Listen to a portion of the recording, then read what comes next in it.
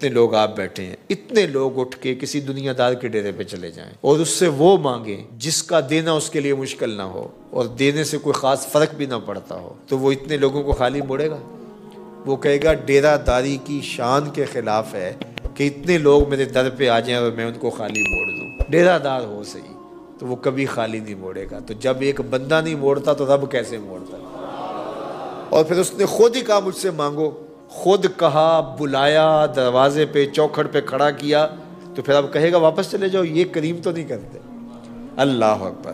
تو کہا تمہارا رب حیا کرنے والا کریم ہے۔ بندہ جب اس کے سامنے ہاتھ پھیلا کے دعا مانگتا ہے، اللہ کیا فرماتا ہے؟ یستحیی من عبدہ، مجھے اپنے بندے سے حیا آتی ہے، ان یردہما صفرا، کہ ان اٹھے ہوئے ہاتھوں کو خالی موڑو۔ تو ہاتھ پھیلا کے اس کے حضور دعا مانگیں، وہ اٹھے ہوئے ہاتھوں کی لاج رکھتا ہے۔ فرمایا کہ جب بندہ ہونٹ ہلاتا ہے تو میں اس کے قریب ہوتا ہوں۔ اللہ اکبر۔ یہاں تو بند لبوں کی بولیاں بھی سنی جاتی ہیں۔ اللہ ان کو بھی دیتا ہے جو گونگے ہوتے ہیں، جو ہاتھ نہیں پھیلا سکتے، جن کے ہاتھ بھی نہیں ہوتے، ان کی جھولیاں بھرتا ہے۔ وہ تو جھولی بھی دیتا ہے اور خیرات بھی دیتا ہے۔ وہ آئے تو صحیح، ہم تو مائل بکرم ہیں، کوئی سائل ہی نہیں، راہ دکھلائیں کسے راہ رو منزل ہی نہیں، جلوائے طور تو موجود ہے، کوئی موسیٰ ہی نہیں۔ کوئی سچی طلب تو لے کے آئے، اس سے طلب کرنے کا حکم ہے، اس سے مانگنے کا حکم ہے۔ تو اللہ سے مانگو، اللہ کے حضور اپنی ضرورتوں کو رکھو۔ میرے حضور علیہ السلام نے ارشاد فرمایا تمہارے جوتے کا تسمہ ٹوٹ جائے تو وہ بھی اللہ سے مانگو، چھوٹی سے چھوٹی چیز بھی اللہ سے مانگو، بڑی سے بڑی چیز بھی اللہ سے مانگو۔ تمہارا تعلق بڑا گہرا ہے نا، آپ کسی سے مانگیں تو دیکھتے ہیں کہ اس سے کیا مانگنا ہے، لیکن باپ سے تو ساری چیزیں مانگتے ہیں، ماں سے تو روٹی بھی مانگتے ہیں، مکھن بھی مانگتے ہیں، لسی بھی مانگتے ہیں، پانی بھی مانگتے ہیں، پاجامہ بھی مانگتے ہیں، اور آزار بند بھی مانتے ہیں، کیونکہ تعلق اتنا گوڑا ہے کہ ماں ہے۔ تو انسان باہر دیکھ کے کہتا ہے کیا کہنا ہے کیا نہیں کہنا، لیکن ماں کا رشتہ گوڑا ہے تو سب کچھ مانگتے ہیں۔ تو اللہ کا رشتہ تو 70 ماؤں سے زیادہ بڑا ہے۔ ماں نے تو جنم دیا ہے، رب نے خلق کیا ہے، تو کہا تسمہ ٹوٹ جائے جوتے کا تو وہ بھی اللہ سے مانگو، اور کوئی بڑی چیز چاہے تو وہ بھی اللہ سے مانگو۔ ہاتھ پھیلائے ہیں تو پھر وہ خالی نہیں لوٹائے گا، وہ کریم ہے، کرم فرمائے گا۔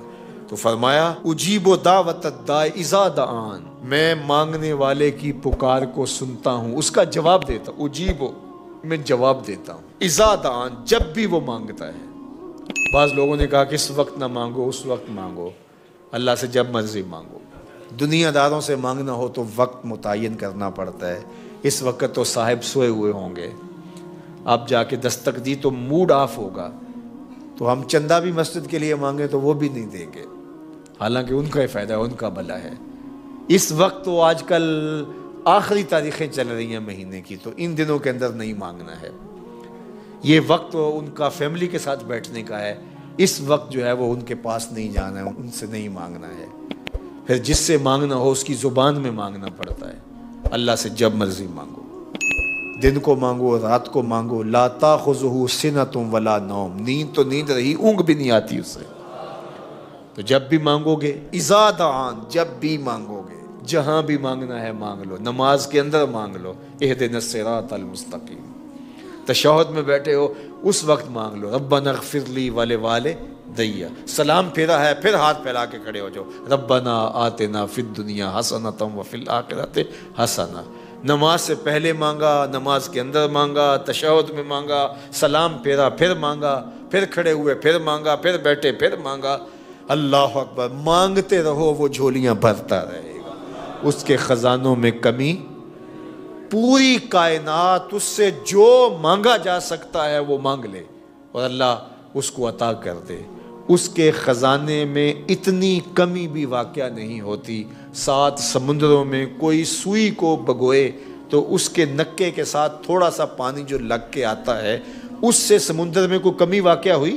لیکن ہوئی، اس لیے کہ سمندر محدود ہیں، اور محدود سے کمی ہوتی ہے، تو وہ جو گیلی ہوئی سوئی، تو اس سے تھوڑا سا پانی کم ہوا، اللہ کائنات کو آدم علیہ السلام سے لے کر قیامت تک جو مانگتے ہیں دے دے، اس کے خزانے میں اتنی کمی بھی واقع نہیں۔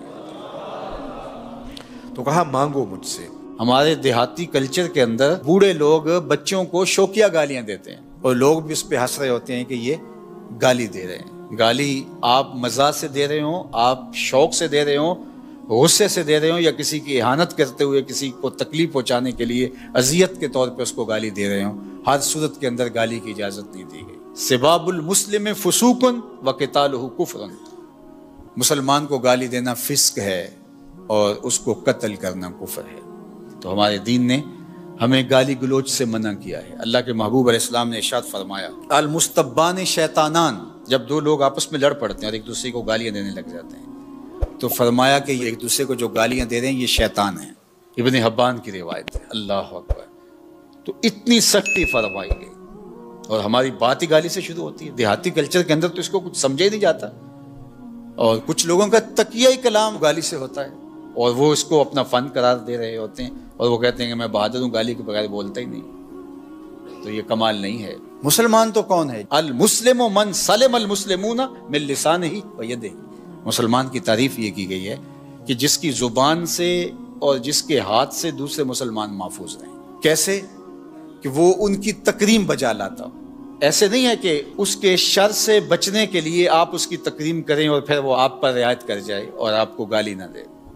وہ بدترین شخص ہے جس کے شر سے بچنے کے لیے لوگ اس کی عزت کرتے ہیں. محلے میں، گلی میں، دیہاتوں میں، چوکوں میں، چوراہوں میں، رشتہ داروں میں، اقربا میں، دوستوں میں لوگ ایسے موجود ہوتے ہیں کہ جن کی شر سے بچنے کے لیے ان کی تکریم کرنی پڑتی ہے، ان کی ہاں میں ہاں ملانی پڑتی ہے. ہاں تم ہی سچے ہو، تم ہی جو کہتے ہو یہی بہت بڑا فلسفہ ہے. افلاطون بھی پیچھے رہ گیا، بقراط سقراط بھی پیچھے رہ گئے، تم آگے ہو.